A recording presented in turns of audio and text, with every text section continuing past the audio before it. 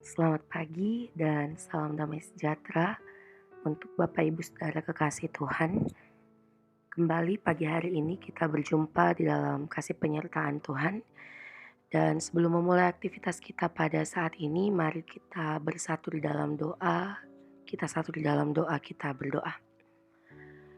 Allah Bapa Sang Pemilik kehidupan kami sungguh mengucap syukur untuk setiap kesetiaan-Mu di dalam kehidupan kami, dalam penyertaan-Mu yang selalu sempurna di sepanjang kehidupan kami.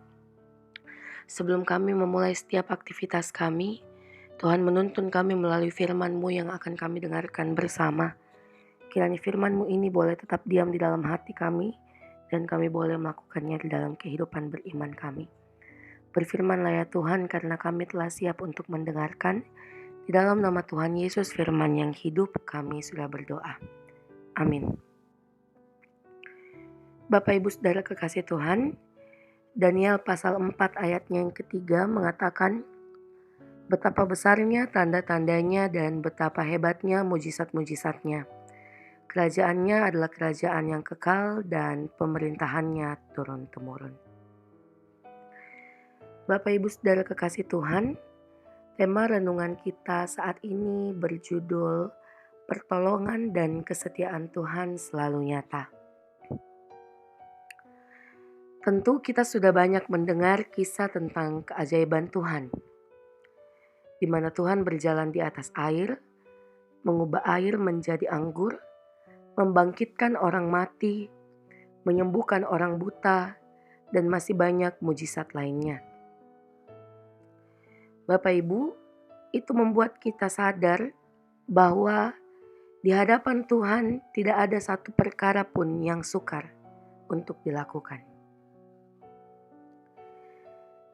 Mempercayai pertolongan dan kesetiaan Tuhan akan menjadi mudah ketika semuanya berjalan lancar sesuai dengan yang kita kehendaki. Tetapi kemudian akan menjadi hal yang sukar ketika kita diperhadapkan pada situasi dan kondisi yang sulit dan tidak nyaman. Ketika kita membaca perjalanan bangsa Israel keluar dari tanah Mesir, kita melihat bahwa betapa dahsyatnya Tuhan dan bagaimana pertolongan Tuhan serta kesetiaan Tuhan yang dinyatakan kepada bangsa Israel.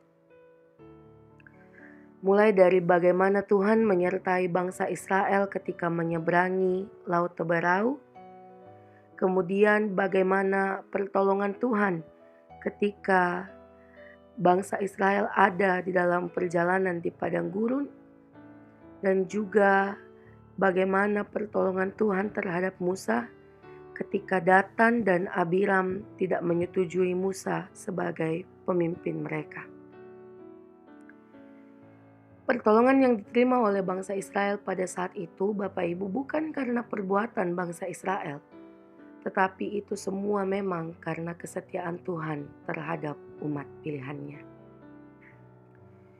Demikian juga dengan kita saat ini, di tengah masa-masa sulit yang kita hadapi, dan seakan-akan tidak ada harapan untuk kita melangkah maju, namun sebagai orang yang percaya kepada Allah, mari kita terus mempercayai Tuhan yang senantiasa memberikan pertolongan pada orang-orang yang taat. Terlebih dalam situasi-situasi yang nampaknya sangat mustahil sekalipun. Bapak Ibu, tetaplah berpegang teguh pada janji-janji Tuhan yang telah dinyatakannya di dalam kitab suci, dan percayalah bahwa janji-janji itu akan digenapi di dalam kehidupan kita.